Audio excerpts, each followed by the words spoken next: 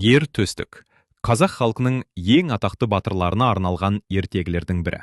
Бұл ертегіде батырлық, адалдық, әділдік және қиындықтарды жеңу туралы маңызды өмірлік сабақтар беріледі.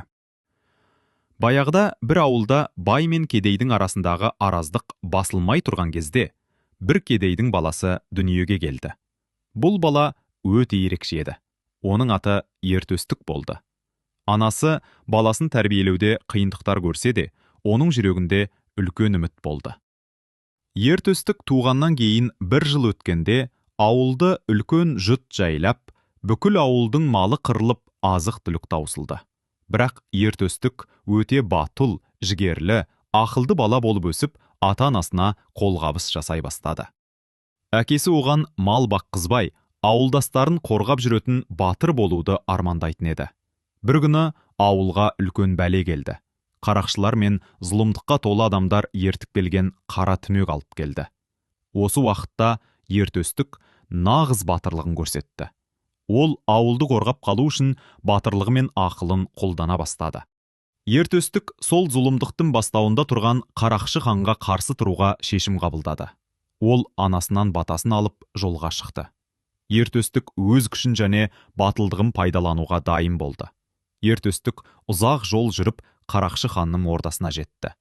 Қарақшы хан өзінің ұлы күшін және мықты сарбаздарын жинап, ертөстікке қарсы шығып, оны жеңуді мақсат етті.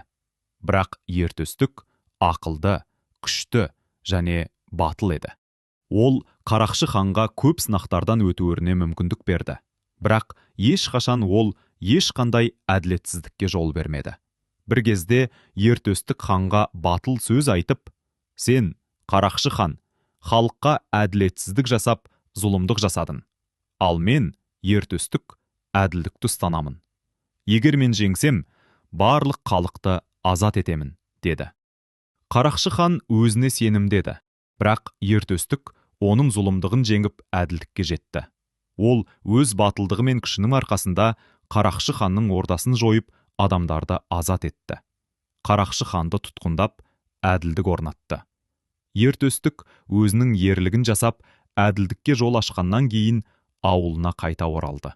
Ол елінің сүйікті батырына айналды.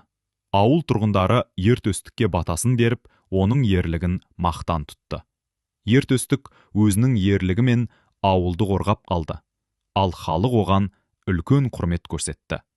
Ертөстік өмір бойы елін қорғап, әділдік пен адалдықты сақтау жолында күресті. Ертөстік қазақ халқының батырларына арналған ертегілердің бірі. Бұл ертегіде батырлық, адалдық және әділдіктің жеңіске жететіні туралы маңызды өмірлік сабақтар бар. Ертөстік өзінің жүрегімен, ақылымен және батылдығымен өз елін қорғап, халықтың арманын орындады.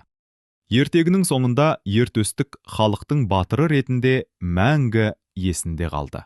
Ол ешқашан әділдіктен таймады және өз жері мен елін қорғайтын батыр болды.